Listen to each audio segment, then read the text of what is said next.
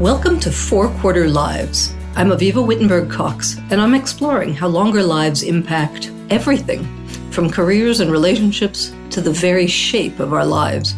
Truth is, you're likely to live a lot longer than you think. I talk with a wide range of experts and academics, as well as individuals designing and redesigning their own third quarters, the years from 50 to 75. Instead of recreation, they're thinking recreation. What can we learn from their pioneering roadmaps through life? Eduardo Chadwick from Chile is the president of his family's 5-generation-old vineyard, which he took from bankruptcy to being recognized as one of the greatest winemakers in the world. A meteoric rise which climaxed in Berlin with an epic showdown with the old world elites from Italy and France. They were not amused. He has built not only his own brand and vintages, but contributed to the rise of the reputation of Chile's entire wine industry. Now he's turning his third quarter energies toward a different kind of maturation process, passing on the business and democracy in Chile to the next generation. Eduardo, welcome. Thank you. It's a great pleasure to be with you today and to share with you my life, at least what I believe may be the defining path that I've gone through my life. Yes, and we're going to have to do it and squeeze, I know, what is an incredible amount of juice into a relatively short time. But I do want to start at the very beginning. So let's start where you were born, in what country, to what kind of a family, parents, and culture, and how did that perhaps influence what happened afterwards? I was born in Santiago, Chile, back in 1959.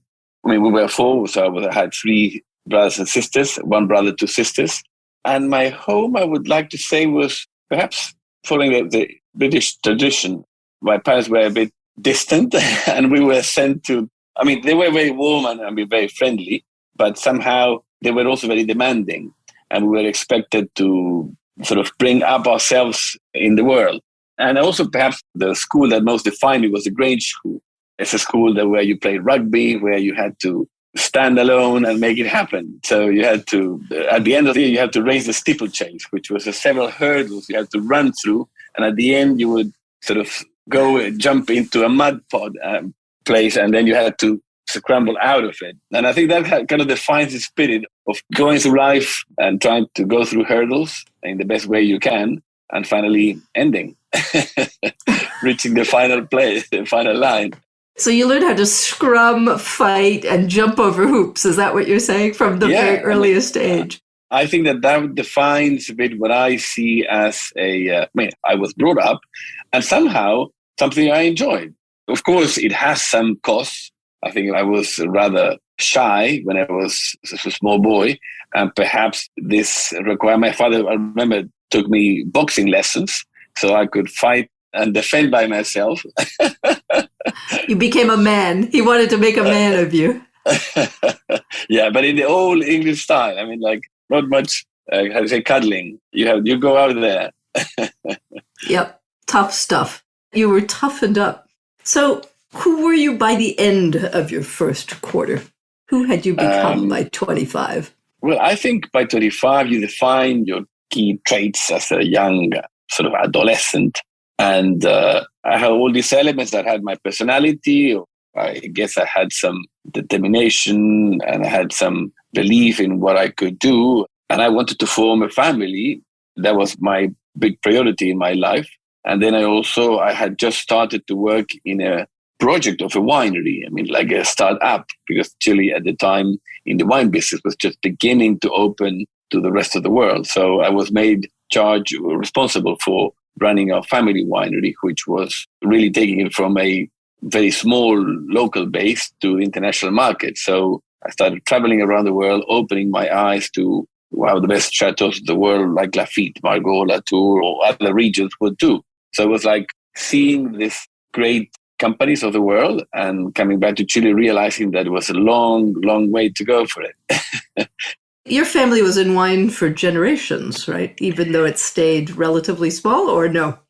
Yes, but Chile had, because of political reasons, we had several hiccups. And by the time I took responsibility of the family winery... How old were you when you did that? I was 22 22 and 23, yep.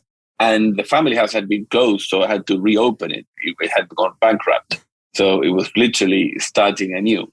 And also creating a company that before never existed, because Chile never exported any wine before. It was only sold in the domestic market. So this export opportunity or challenge was totally new for our country, not only for our family winery.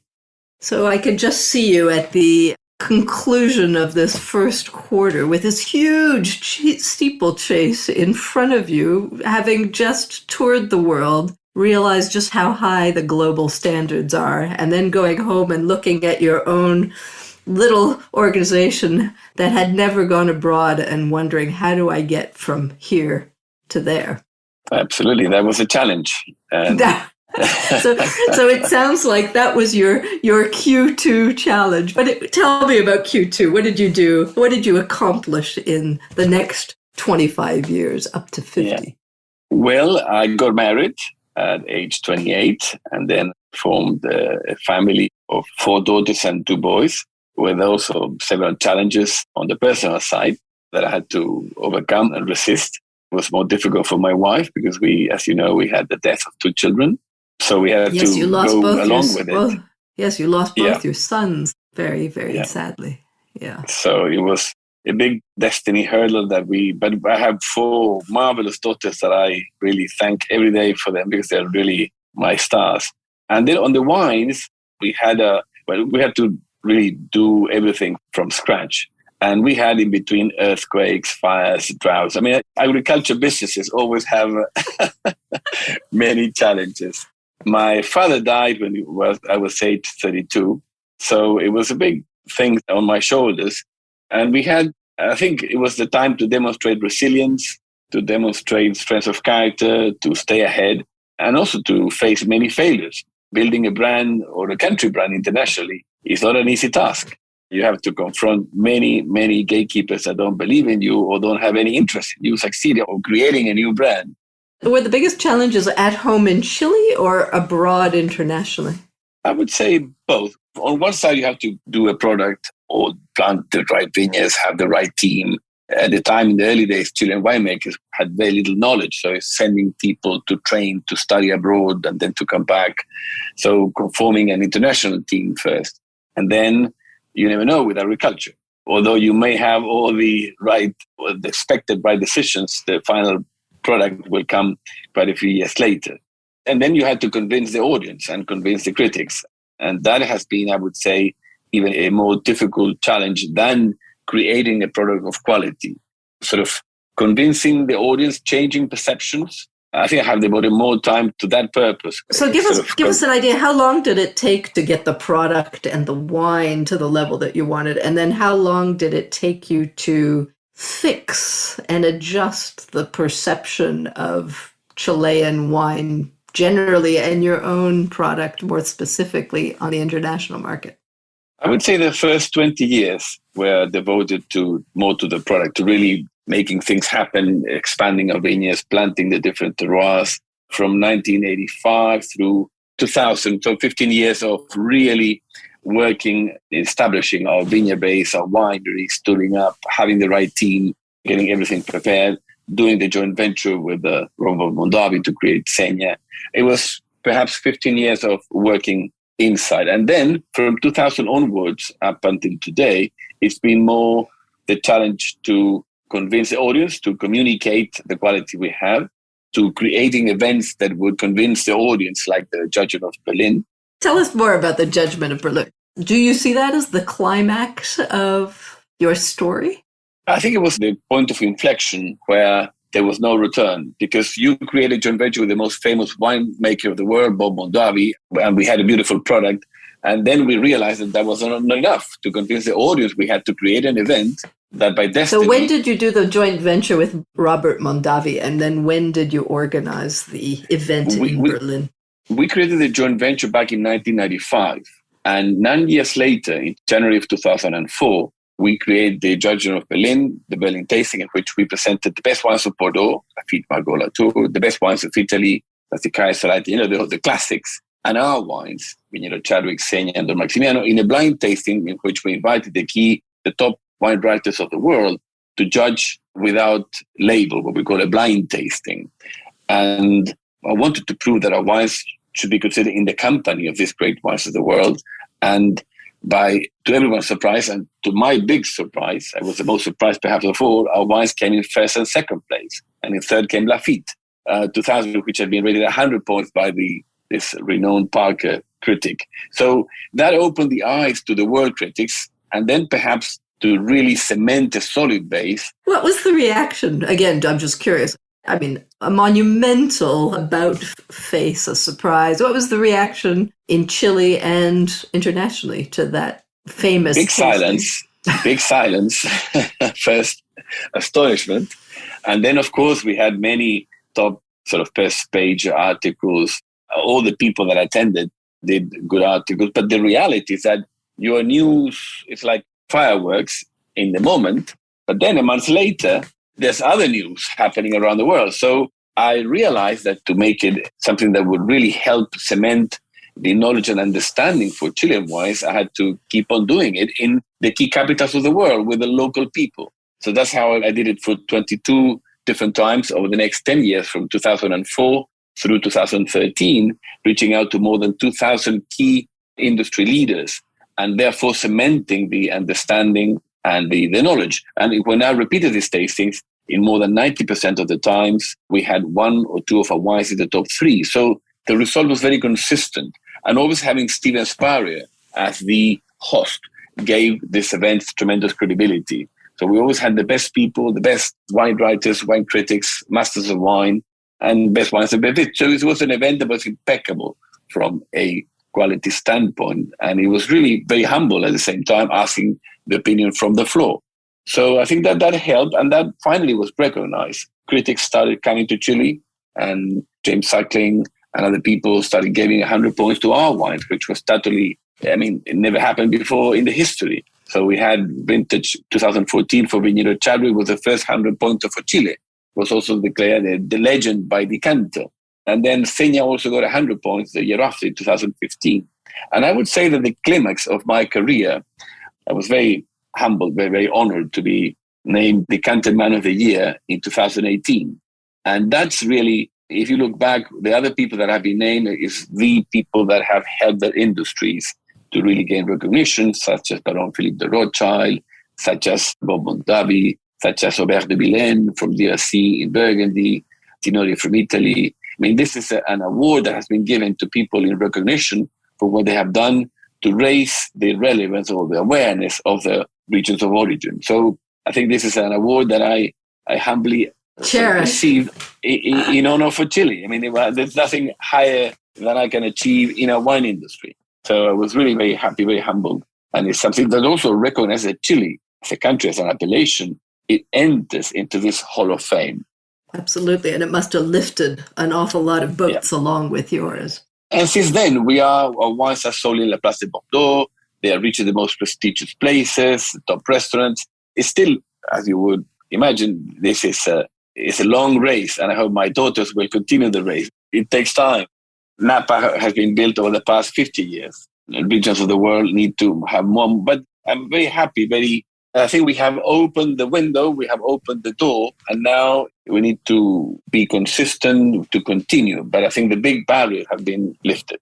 I love your wine because it seems to be such a perfect metaphor for life, right? The maturing of the grapes and how it takes so much time. And it sounds very much like your Q2 was built in proving and building quality, and your Q3 was really about achieving recognition and repetition, that you had to repeat all over the world, over and over and over again. So, but imagine what you need to do to educate 1.4 billion Chinese consumers.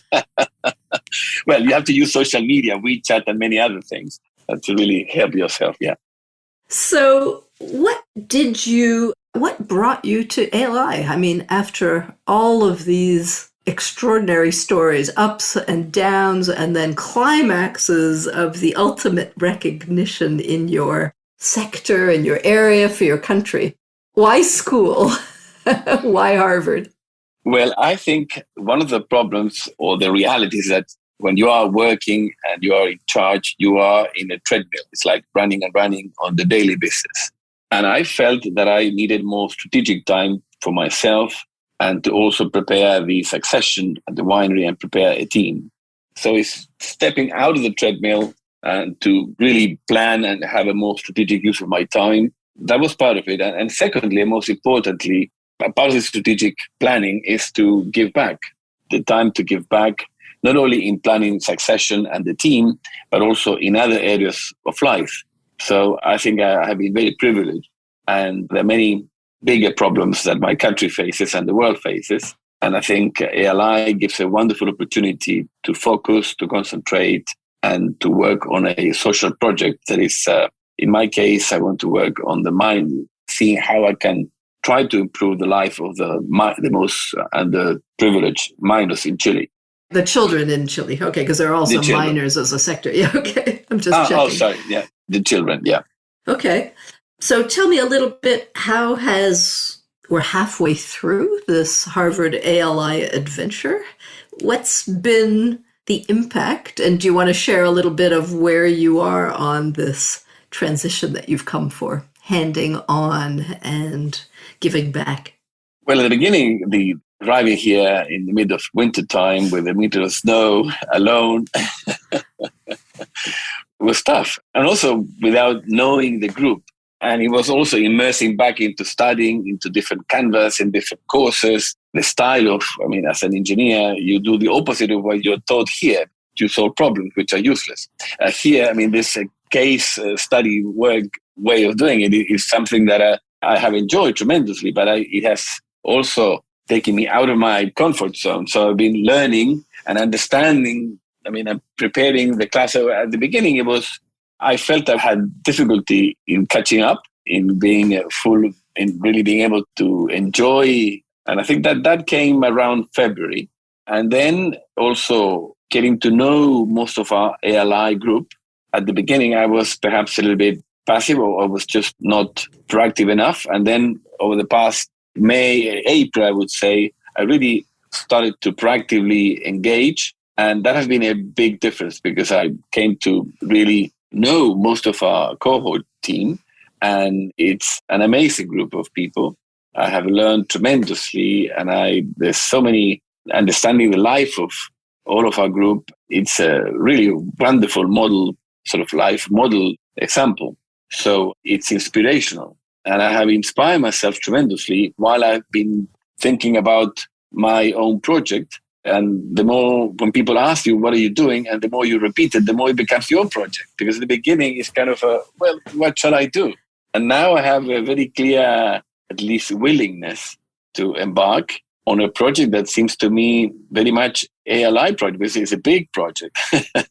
And I'm a bit daunted with the scope of this project. But at the same time, why not? Why not embark on a big project and give the best of myself? That certainly seems like one of the themes that we've all gotten here is why not dream big, much bigger than we were perhaps thinking when we got here. Would you agree? Yeah, absolutely. Absolutely. Yeah. I think it gives us the courage and some tools, perhaps. I have to look back into my books, but at least, I think first is the courage and the self-confidence and also the resources, because we have so many professors, so many cohorts that can help, so many ideas, so many we don't need to reinvent the wheel. We just need to understand a problem and then see where in the world we can find the best support to it. And I think it'll be a surprise to so many listeners to hear that people like you might need courage to do a project, right? When they see many of these ALI people as having been uber accomplished already. And yet it's true, when you try and switch to something completely new and different, you may need a lot more encouragement than people think. Yeah, it's definitely a systemic problem. At least this problem that we have has been generationally. No government has been able to really tackle it properly. So can you share a bit, what is it that you're thinking of attacking and what is it that you're thinking of developing as a solution? I can respond more to the first part of your question. For the second, I need to do a deep dive going back to Chile. But the first part is that many countries have problems in education, in health, in pensions, in many areas of society. But they all have their own ambassador people that fight for them because they are groups of interest. The most abandoned part of our society are the children from ages 2 and to 15. And there's a government body called Sename that's supposed to look after them. But the reality is that they are always underfunded, ill-prepared, and they are today the source of many, many problems. They don't have the right education, and they're normally coming out, and either they fall into drugs or they go into robbing. It's very sad that it's like a jail of youngsters that are not being prepared. No one is looking after them with care, with love, with education. And so it's really a very sad story that needs to be resolved. And given that they don't have any ambassador fighting for them, it's perhaps the least priority for any government so far. And that's how it has just gone over the years without much solution. It's always scandal news about abuses that happen in this school. So a focus on children, can I ask you one of these classic ALI questions that we had to answer almost the first month that we were here? So why you? Well, I think I have a personal sensibility to children, given that I had 2 children that died. And that gives you a very special sensibility. And it's a project that I believe is the worst reality of our society and the most abandoned. So I think I would try my hard to try to help, to try to prove, to support it. I'm not a politician. Politics are a different area, and I'm more a doer, and I hope to be able to contribute to this cause.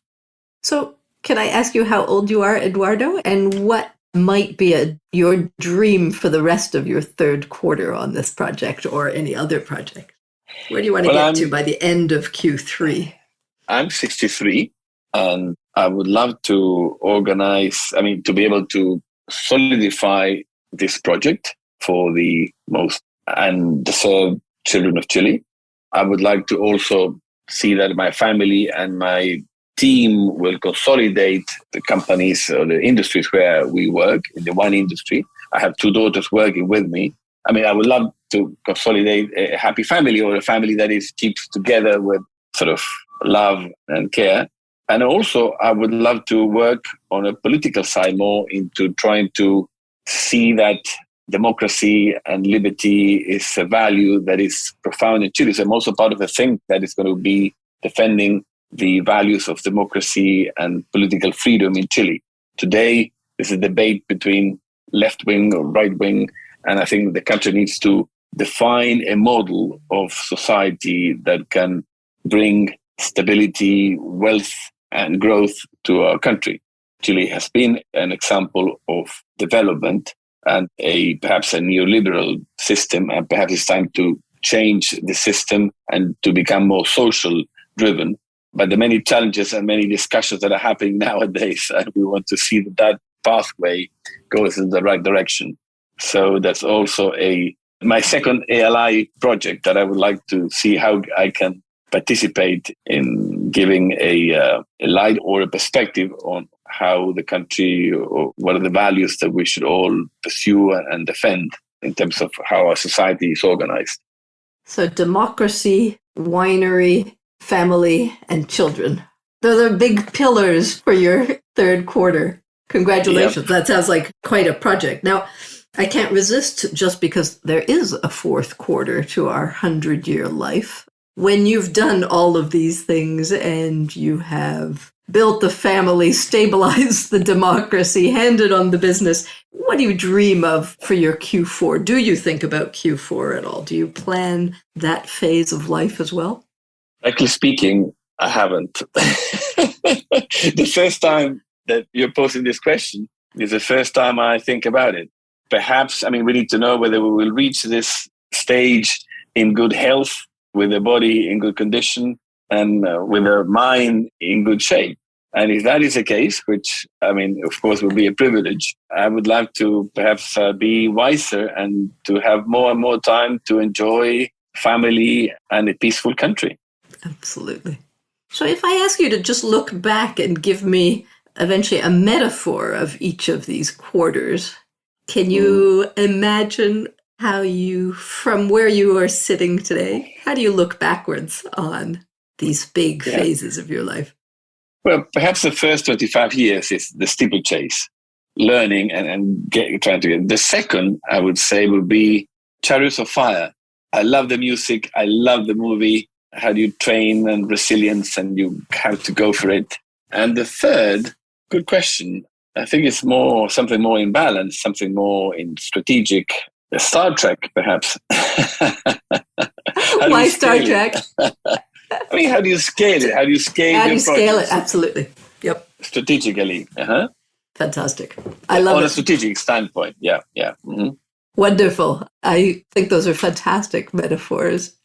Steeples taste, Chariots of Fire, all the way to Star Trek. I couldn't think of a better way to conclude this conversation, Eduardo. Thank you so much for your time. Thank you for your quarters, and good luck on your next Q goals. It sounds very imposing, and I think Chile and many of us will be able to drink to your good health and success. Thank you so much, Elio. This is wonderful because you made me think about these issues so I just think to myself, when this came out as a very unprepared issues, but it's wonderful to have your insight, and you make me think, and it's of course very important. So thank you so much. Thank you particularly also for your homey get-togethers. They are going to be very important in my life.